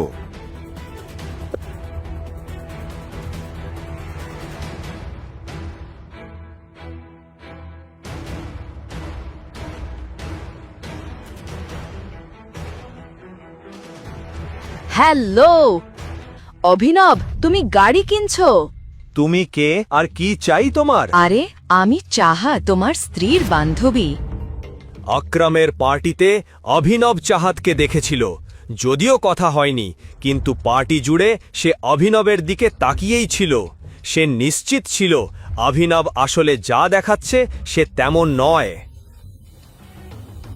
আর প্রশ্নটা, তুমি এখানে গাড়ি কিনতে এলে কি করে?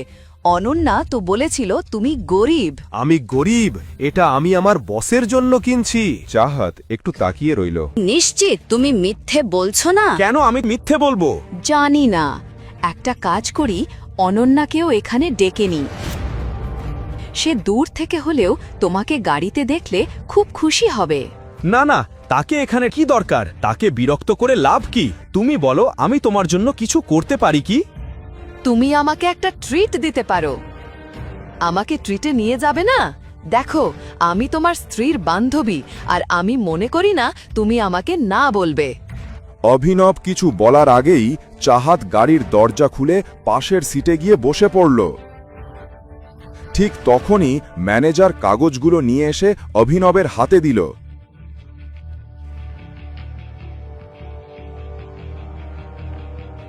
অভিনব ড্রাইভিং সিটে গিয়ে বসল। সে জানত চাহাত নিজেও একটি ধনী পরিবার থেকে আসে, তাই সে ঠিক করল তাকে আকরামের কোনো একটি হোটেলে নিয়ে যাবে। পুরো পথে চাহাত অভিনবের দিকেই তাকিয়েছিল। অভিনব বুঝতে পারছিল না সে আসলে কি চাইছে। অভিনব গাড়ি নিয়ে আকরামের হোটেলের নিচে এসে পার্ক করল। ব্যবসাতে আকরাম কারো কথা শোনে না, বুঝলে? আচ্ছা, পরে ফোন করছি। টাইগার। ঠিক তখনই অভিনবের ফোন বেজে উঠল। সে দেখল আকরাম ফোন করেছে। আকরাম! হ্যালো টাইগার, কি হয়েছে? তোমার গাড়িকে আমার অফিসের নিচে আসতে দেখলাম, সব ঠিক আছে তো? আসলে আমি হোটেলে কারো সাথে লাঞ্চ করতে এসেছি। হ্যাঁ হ্যাঁ, দেখেছি। একটা কাজ করো, আগে আমার অফিসে উঠে আসো। আমি তোমাকে আমার ভিআইপি কার্ড দিয়ে দিচ্ছি, তোমরা দুজনেই ভিআইপি ট্রিটমেন্ট পাবে। কি হলো, চলবো না? তুমি একটু অপেক্ষা করো, আমার কিছু জরুরি কাজ আছে। তাকে যেতে দেখেই চাহাত বুঝে গেল যে এই জায়গাটা আকরামের অফিস, কিন্তু অভিনব সেখানে কি করতে যাচ্ছে, আর আকরামই বা তাকে উঠতে বলল কেন? অভিনবকে নিয়ে চাহাতের সন্দেহ আরও বাড়ছিল। চাহাত কি অভিনবের আসল পরিচয় জেনে ফেলবে? যখন চাহাত অভিনবকে নিয়ে সন্দেহ করছিল, তখন অভিনব পৌঁছে গিয়েছিল আকরামের কেবিনে। অভিনব ঢুকতেই আকরাম তার কার্ড বাড়িয়ে দিয়ে বলল, টাইগার, ওয়েলকাম। সব ভালো? সব ঠিক আছে? এই নে ভিআইপি কার্ড, মজা কর। Thank you. সে নিচে এসে দেখল চাহাত হোটেলের বাইরে শেডের নিচে দাঁড়িয়ে আছে। চলবে? দুজনেই হোটেলের ভেতরে ঢুকে একটি টেবিলে বসল। অভিনব ইচ্ছে করেই চাহাতের চোখের দিকে তাকানো এড়িয়ে যাচ্ছিল, আর সেই সময় চাহাত তাকে একদৃষ্টিতে দেখেই চলেছিল। সব ঠিক আছে তো? হ্যাঁ, সব ঠিক আছে। আচ্ছা, তুমি কি এই অফিসে কাজ করো? কিছু অর্ডার করি, খুব খিদে পেয়েছে, একটু দাঁড়াও। চাহাতের প্রশ্নটা এড়িয়ে গেল অভিনব। Hello sir. তুমি কি আমার কাছ থেকে কিছু লুকোচ্ছ? না, একদম না। কেন কিছু লুকাবো? তেমন কিছু না। ও, এক সেকেন্ড। অভিনব আর চাহাত ওয়েটারের কাছে অর্ডার দিল। ওয়েটার চলে গেল, কিন্তু চাহাত তার প্রশ্ন ভুলে যায়নি। তো তুমি কি করো? আমি একে প্রাইভেট লিমিটেডে ছোট একটা চাকরি করি, এটাই। ওটা তো আক্রমজির কোম্পানি, তাই না? হ্যাঁ, ঠিকই। হ্যালো গর্জাস, তুমি খুব সুন্দর। আসতে চাইনি, কিন্তু মন মানল না। একটা ভালো ট্রিট অফার করতে পারি?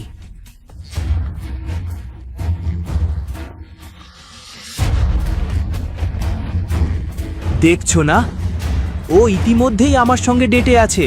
ও সত্যি? আমি ভেবেছিলাম তুমি ওর ছোট ভাইটাই কিছু। এখন তুমি বললে যে তুমি ওর সঙ্গে ডেটে আছো, তাই ভদ্রভাবে বলছি, গেট লস্ট। অভিনব এক মুহূর্তের জন্য চুপ করে রইল। সে দেখতে চাইল এই লোকটা আর কত নিচে নামতে পারে। সেই সময় ছেলেটা চাহাতের পেছন দিয়ে ঘুরে বলল, তুমি এত সুন্দর যে মনে হয় একটা ভালো পরিবারের মেয়ে। মাইন্ড করো না, তোমার এমন লোকেদের সঙ্গে ডেটে যাওয়া উচিত না। স্ট্যান্ডার্ড খুব গুরুত্বপূর্ণ, রাইট? এ তোকে জ্ঞান দিতে বলেছে, হ্যাঁ? এখন বের হয়ে যা। তুমি আমার সঙ্গে চলো, ট্রাস্ট মি, তোমার কোনো সমস্যা হবে না। আমি বলছি, তোমার এমন ডাউন মার্কেট ছেলেদের সঙ্গে থাকা উচিত না, যার বাবা তাকে জন্ম দিয়ে ফেলে রেখে গেছে। এবার অভিনব আর নিজেকে ধরে রাখতে পারল না। ছেলেটা সীমা ছাড়িয়ে গেছে। অভিনবের বাবার কথা উঠতেই অভিনব আর কারো কথা শুনতে রাজি ছিল না। তার বাবার বিষয়ে একটা কথাও সে সহ্য করতে পারত না। কি বললি? তার বাবা তাকে জন্ম দিয়ে ফেলে রেখে গেছে? তোমার বাবা তোমায় কি শিখিয়েছে? যে ছেলে এতক্ষণ অভিনবের সামনে দাপট দেখাচ্ছিল, সে একটাও শব্দ করতে পারছিল না। তার চোখে স্পষ্ট ভয় দেখা যাচ্ছিল। এসব কি হচ্ছে এখানে? এটা একটা নামি হোটেল, মাছের বাজার না। ম্যানেজার, তোমাদের হোটেলে কেমন লোকজন আসে? দেখুন আমাকে কত মেরেছে, দেখুন আমার নাক মুখ ভেঙে দিয়েছে। ম্যানেজার প্রথমে সেই ছেলেটার দিকে তাকালো, তারপর অভিনবের দিকে। অভিনব নিজের কথা বলার আগেই ম্যানেজার বলল, আমাদের ভিআইপি কাস্টমারের গায়ে তোমার সাহস হলো হাত তোলার? ও আমাদের হ্যারাস করছিল। আমি তো ওর সঙ্গে কথাই বলছিলাম না, বারবার সতর্ক করার পরও পিছাইনি। আমার বাবাকে দিয়ে বাজে কথা বলছিল। এটা কি সত্যি? মিথ্যে বলছে। শুধু এই ছোট ব্যাপারটার জন্য আপনি ওর সঙ্গে এমন ব্যবহার করলেন? যাই হোক না কেন, আপনাকে প্রথমে ওর কাছে ক্ষমা চাইতে হবে। ক্ষমা? আমি ক্ষমা চাইবো? ও আমার আর আমার বন্ধুর কাছে ক্ষমা চাইবে? চুপচাপ ক্ষমা চাও। তুমি জানো না আমি কে? ক্ষমা না চাইলে এই হোটেল থেকে বের হতেও দেব না। পরিস্থিতি আরো খারাপ হচ্ছিল। তার আগেই যাতে ব্যাপারটা বেশি বাড়ে না, চাহাত এগিয়ে এসে বলল, আসলে এটা অভিনবের দোষ না। এই লোকটা আমাকে হ্যারাস করার চেষ্টা করছিল। অভিনব আর আমি শুধু লাঞ্চ করতে এসেছিলাম। যাই হোক ম্যাডাম, ওকে ক্ষমা চাইতেই হবে। অভিনব বুঝে গেল কেন ম্যানেজার তার সঙ্গে এমন ব্যবহার করছে।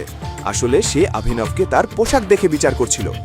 অন্য কোনো উপায় না দেখে অভিনব তার পকেট থেকে আকরামের থার্ডটি বের করে ম্যানেজারের দিকে বাড়িয়ে দিয়ে বলল, জানেন এই কার্ডটা কে দিয়েছে? কার্ডে লেখার নামটা পড়ুন, বুঝতে পারবেন কি সিদ্ধান্ত নেওয়া উচিত। ম্যানেজার কার্ডটা নিয়ে ভালো করে দেখল। নামটা পড়তেই তার চোখ বড় হয়ে গেল। যদি অভিনবের কাছে আকরামের কার্ড থাকে, তবে সে বুঝল যে অভিনবের আকরামের সঙ্গে সম্পর্ক আছে। কথা বলার আগে বাড়ি গিয়ে তোমার মায়ের কাছ থেকে শিখে এসো কিভাবে মেয়েদের সম্মান করতে হয়। এই বলে অভিনব চাহাতকে নিয়ে সেখান থেকে বেরিয়ে গেল। তারা গিয়ে গাড়িতে বসলো, কিন্তু কেউ কারোর সঙ্গে কথা বলছিল না। এত কিছু ঘটার পর অভিনব জানতে চাইছিল চাহাতের মনে কি চলছে, কিন্তু সে নিজে থেকে জিজ্ঞেস করতে চাইছিল না, যাতে চাহাত তার উপর সন্দেহ না করে। তুমি ঠিক আছো? তোমার মুড আর লাঞ্চ দুটোই নষ্ট করে ফেলেছি, সরি। চাইলে আমরা অন্য কোথাও গিয়ে খেতে পারি। ওকে, আমি পুরো দিনই ফ্রি। এটা শুনে অভিনব গাড়ি ঘুরিয়ে আরেকটা হোটেলের দিকে নিয়ে গেল। কিছুক্ষণ পর সে হোটেলের সামনেই গাড়ি থামালো। অভিনব উপরের বোর্ডের দিকে তাকিয়ে চাহাতকে নিয়ে ভেতরে ঢুকল। অভিনব জানত এই হোটেলটা দিকপালের, আর দিকপাল হোটেলের পাশাপাশি বিশাল একটা মাফিয়া গ্রুপ চালায়। যেমন টাইগার নামটা মাফিয়া ওয়ার্ল্ডে বড় ছিল, ঠিক তেমনই দিকপালের নামও যথেষ্ট বড়। টাইগারের মতোই দিকপালেরও প্রচুর টাকা আর ব্যবসা ছিল। অনেকভাবে তারা একে অপরের শত্রু ছিল। অভিনবের মনে হচ্ছিল এখানে হয়তো তার সঙ্গে দিকপালের দেখা হয়ে যেতে পারে। তো তুমি ঠিক করেছো যে তুমি তোমার সম্পর্কে কিছুই বলবে না? কি ব্যাপারে? আসলে সে বুঝতে পারছিল কেন চাহাতের সন্দেহ বাড়ছে। আরে বলো না, এত কি বড় সিক্রেট আছে? কি জানতে চাও? আমি তোমাকেই জিজ্ঞেস করছি, তোমাকে নিয়েই তো জিজ্ঞেস করবো, তাই না? আমার বলার মতো কিছুই নেই। বলে অভিনব চারদিকে তাকাতে লাগলো চাহাতকে এড়ানোর জন্য। এই সময়ে দিকপাল বসের নাম শুধু গুড়গাঁওয়ে না, পুরো ভারতেই ছড়িয়ে আছে। টাইগার যখন থেকেই মার্কেট থেকে গায়েব, টাইগারের নামও গায়েব। তখনই তার চোখ পড়ল কয়েকজন লোকের ওপর, যারা নিজেদের মধ্যেই খুব সিরিয়াস আলোচনা করছিল। তারা টাইগারকে নিয়ে এমনভাবে কথা বলছিল কেন সে বুঝতে পারল না। বলো অভিনব, তুমি কি আমার কাছে কিছু লুকাচ্ছ? না, কেন লুকাবো? টাইগার গায়েব হয়নি, টাইগার বেঁচে আছে এবং খুব শিগগিরই ফিরে আসবে। জনি, আমি বলেছিলাম এত খাস না, সামলাতে পারো না। কি সব আজে বাজে বলছো? কি ডেয়ারিং এদের! দিকপালের হোটেলে বসে টাইগারকে নিয়ে কথা বলছে। হয় এরা নেশা করেছে, নয়তো খুব সাহসী। আজে বাজে? তুমি আজে বাজে বলছো? টাইগারের সঙ্গে দিকপালের তুলনা? হুইস্কির সঙ্গে দেশি মদের তুলনা হয়? আমি বলছি টাইগার বেঁচে আছে এবং সে খুব তাড়াতাড়ি ফিরে আসবে। জনি নামের এই লোকটার কথা শুনে অভিনবের গায়ে কাঁটা দিল। সে জানতে চাইছিল জনি মিথ্যে হাওয়ায় কথা বলছে নাকি সত্যি কোনো তথ্য তার কাছে আছে।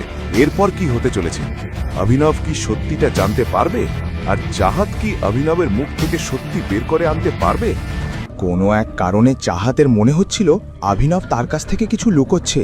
অন্যদের মতো সে অভিনবের পোশাক দেখে বিচার করছিল না, বরং তার চোখ ছিল অভিনবের মুখের দিকে। অভিনব, অভিনব, হ্যাঁ, তুমি কিছু বলছিলে? তুমি কি আমার বন্ধুকে মিথ্যে বলছো? কোন বন্ধু? অনন্যা। হ্যাঁ, অনন্যা। না, আমি কেন মিথ্যে বলবো ওকে? তেমন কিছু না। কিন্তু জানো চাহাত, আমার খুব ইম্পর্ট্যান্ট একটা কাজ আছে, আমাকে এখনই বেরোতে হবে। তুমি জানো তো আমি অনন্যার হাজব্যান্ড। আমি বাড়িতে একটু দেরি করে পৌঁছালেই সে আমায় মেরে ফেলবে। সন্দেহ করতে শুরু করে। সন্দেহ? ও তো তোমাকে পছন্দই করে না। তোমাকে আর কোনো মাথা ব্যথাই নেই, তাহলে কেন তোমার ওপর সন্দেহ করবে? হ্যাঁ জানি, কিন্তু তবুও আমাকে যেতে হবে। তোমাকে বাড়ি ছেড়ে আসবো। আবার কবে দেখা হবে? অভিনব কোনো উত্তর দিল না এবং চাহাতকে নিয়ে হোটেলের বাইরে বেরিয়ে এলো।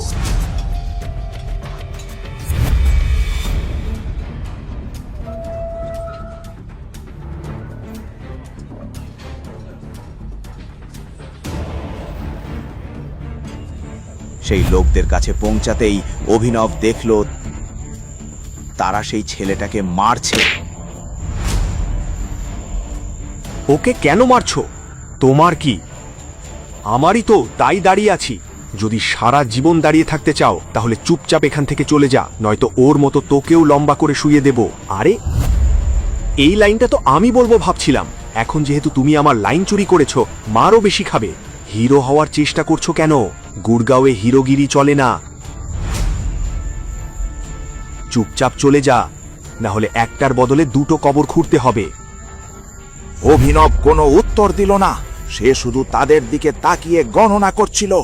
যখন সেই ছেলেটা এক পা পিছিয়ে গেল, তখন অভিনব গণনা শেষ করে বলল, কবর খুঁড়তে বলো। 4টা কবর রেডি রাখতে। 2 জন মানুষ এসে 4 জনকে মারবে। অভিনব পুরো প্রস্তুত ছিল।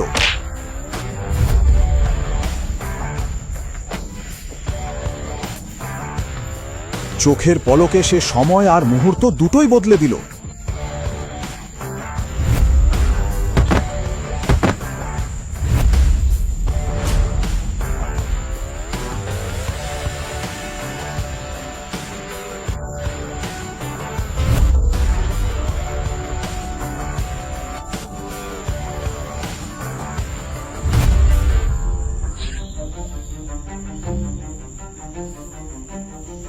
জনি নামে সেই ছেলেটার তো আর বাঁচার কোনো আশা ছিল না।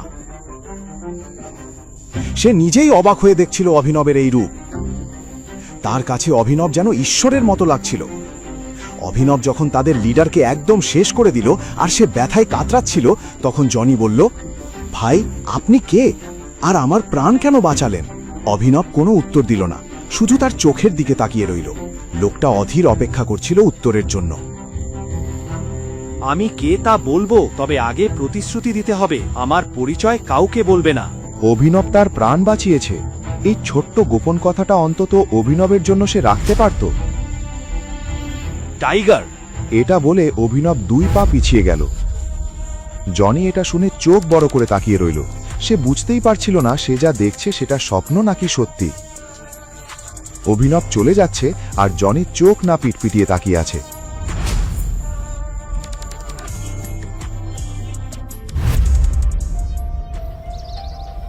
কিছুক্ষণ পরে অভিনব পৌঁছালো হারদেব পাল সিংয়ের বাড়ি। বাড়িতে ঢুকতেই রাজীব, শর্মিলা আর বাকিরা খুব গুরুতর একটা বিষয় নিয়ে আলোচনা করছিল। বুঝতে পারছি না কি করব। আমাদের গৌরবের সঙ্গে কথা বলা উচিত, যাতে ও কমপক্ষে আকরামের সঙ্গে আমাদের ব্যাপারে কথা বলে। এখন শুধু ওই কিছু করতে পারে।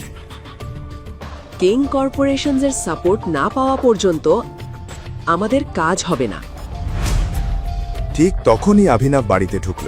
পুরো কথা সে বুঝল না, কিন্তু যতটুকু শুনল তাতেই বুঝে গেল আনান্যার কোম্পানি বড়সড় সমস্যায় পড়েছে। আমার মনে হয় পপক্লিন হোল্ডিংসের সাপোর্ট নেওয়াই ঠিক হবে। তুমি কি বলছো? এই 2টা কোম্পানি টাইগার চালায়, আর আমাদের মতো মানুষ টাইগারের কাছে সরাসরি যেতে পারবে না। আজ পর্যন্ত কেউ টাইগারকে দেখেও নি, তাহলে আমরা কিভাবে ওর সঙ্গে দেখা করব? হয়তো চিরাগে কাজটা করে দিতে পারবে। একটা কাজ করি, আনান্যা আর চিরাগের বিয়ে ঠিক করে দিই। যাই হোক, অভিনব আমাদের জন্য কখনো কিছু করেছে নাকি? অভিনব মুখে হাসি এনে বলল। যদিও সে খুব ক্লান্ত ছিল, তবু সে চাইছিল না এরা বুঝুক সে কি করেছে। নমস্তে।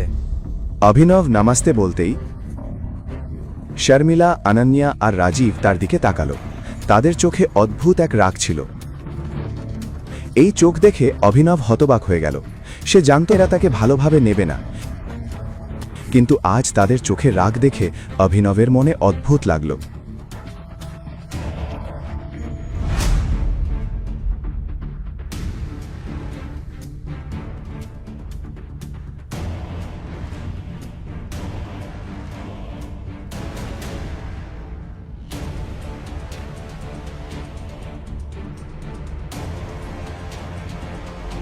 এরপর কি হতে চলেছে? সবাইয়ের কেন অভিনবের উপর রাগ? আর অনন্যা কোন সমস্যায় পড়েছে? অভিনব কি তার সমস্যা সমাধান করতে পারবে? বাকি গল্প জানতে দেখুন পরের এপিসোড শুধু পকেট এফএম এর ইউটিউব চ্যানেলে। আর দ্য রিটার্ন অফ টাইগারের সব এপিসোড শুনতে ডেসক্রিপশনে দেওয়া লিঙ্ক থেকে পকেট এফএম অ্যাপ ডাউনলোড করুন।